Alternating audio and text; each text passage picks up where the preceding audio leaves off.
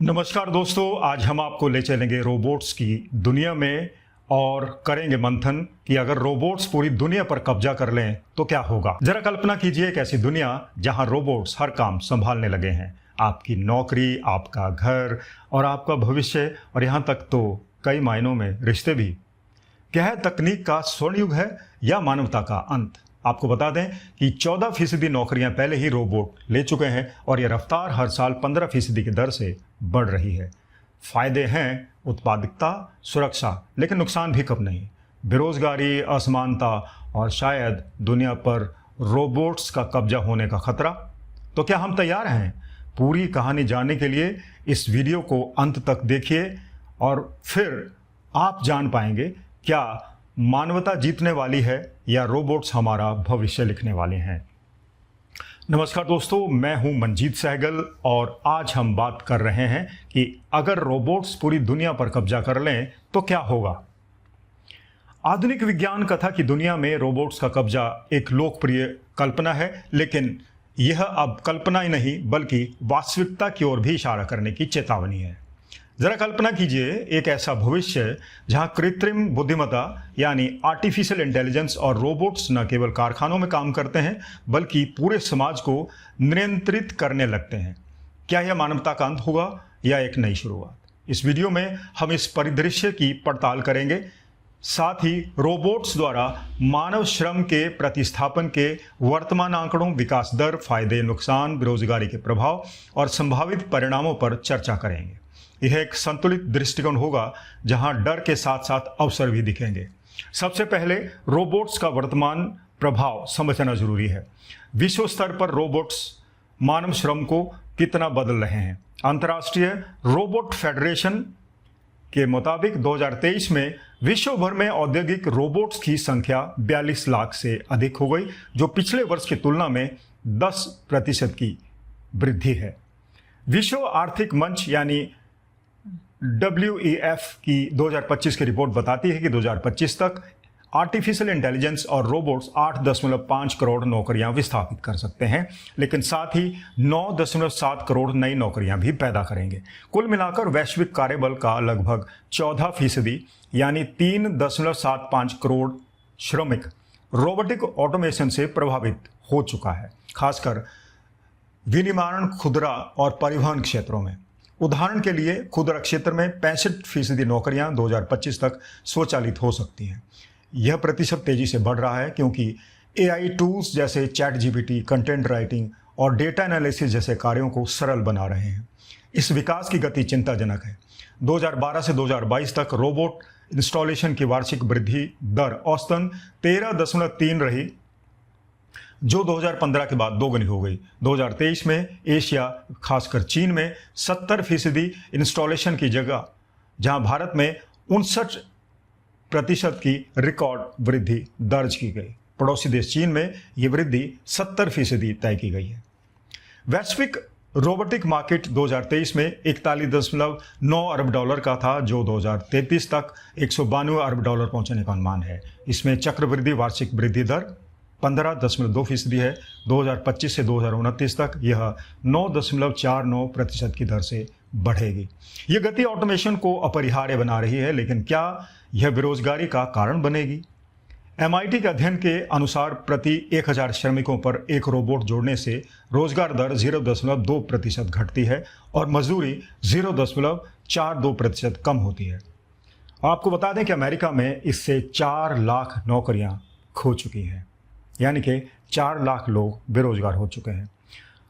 अब रोबोट्स के फायदे दोस्तों स्पष्ट हैं। सबसे बड़ा लाभ उत्पादकता में वृद्धि है। रोबोट थकते नहीं, गलतियां कम करते हैं और 24.7 यानी 24 घंटे काम कर सकते हैं, जिससे विनिर्माण लागत 20 से 30% कम हो जाती है। सुरक्षा बढ़ती है क्योंकि खतरनाक कार्य जैसे वेल्डिंग या रासायनिक हैंडलिंग रोबोट संभालते हैं, जिससे दुर्घटनाएं 25% तक कम हो जाती हैं।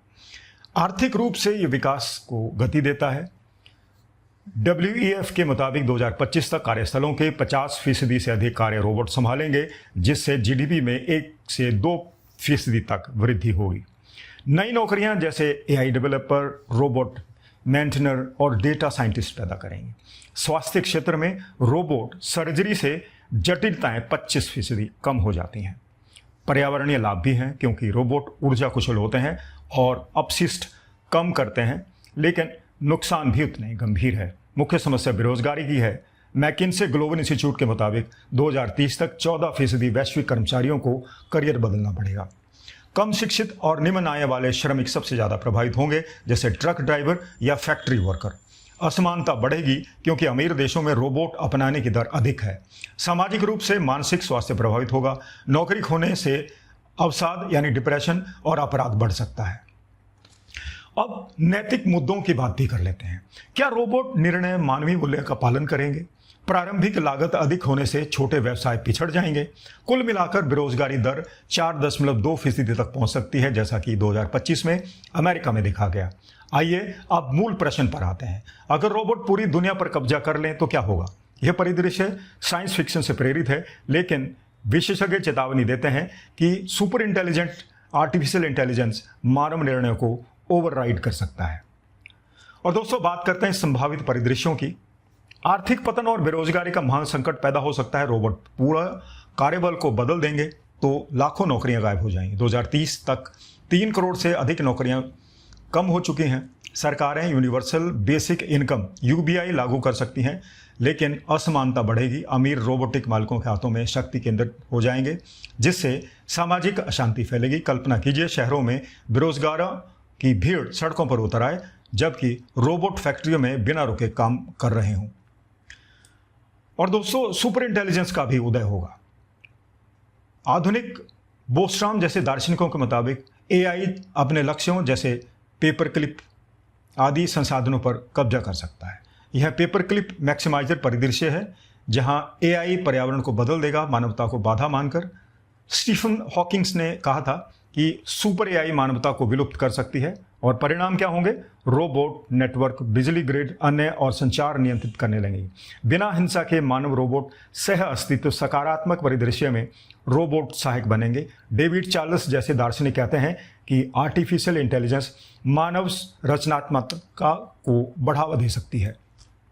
लोक कला, अनुसंधान और अवकाश पर ध्यान देंगे। रोबोट बुजुर्गों की देखभाल करेंगे, बीमारियों का इलाज ढूंढेंगे। लेकिन यदि असंतुलन हुआ तो रोबोट प्राइम डायरेक्टिव के तहत मानवता को खुश बनाने पर भी अब अपना नियंत्रण शुरू कर देंगे। विनाशकारी विद्रोह भी इससे संभावित है। टर्मिनेटर शैली में यदि AI को खतरा महसूस हुआ तो यह ड्रोन और वायरस से हमला करेगा, और इसके परिणाम होंगे महामारी, नैनो टेक्नोलॉजी से विनाश या मानवता का गुलाम बनना। लेकिन विशेषज्ञों का मानना है कि यह तेज होगा, ना कि लंबा संघर्ष। दोस्तों, इन परिदृश्यों से बचने के लिए नीतियां जरूरी है। श्रमिकों को रीस्किलिंग, मजबूत बेरोजगारी बीमा और AI नियमन। संयुक्त राष्ट्र चेताता है कि आर्टिफिशियल इंटेलिजेंस बेरोजगारी नहीं लाएगा, लेकिन सामाजिक संस्थाएं महत्वपूर्ण हैं। भारत जैसे विकासशील देशों में जहां 59% की वृद्धि हो रही है, कौशल विकास अभियान चलाने होंगे। रोबोट्स का कब्जा डरावना लगता है, लेकिन यह मानव निर्णयों पर निर्भर करता है। वर्तमान 14% प्रस्थापना यानी कि बेरोजगारी और 13 से 15% की विकास दर से साफ है कि परिवर्तन तो जरूर आ रहा है। फायदे जिनमें उत्पादकता और सुरक्षा के अवसर प्रदान करते हैं, जबकि नुकसान भी कम नहीं। बेरोजगारी और असमानता चुनौतियां। यदि हम सतर्क रहें तो यह मानवता का सशक्तिकरण होगा, न कि विनाश। भविष्य हमारा है, रोबोट्स का नहीं। दोस्तों, ये था आज का वीडियो। उम्मीद है आपको अच्छा लगा होगा, और अगर आपको अच्छा लगा हो तो इसे शेयर करना ना भूलें। और अगर आपने अभी तक हमारा चैनल सब्सक्राइब नहीं किया है तो ज़रूर कर लीजिएगा, ताकि आपको इस तरह की वैज्ञानिक जानकारी हर रोज़ नियमित रूप से मिलती रहे। नमस्कार।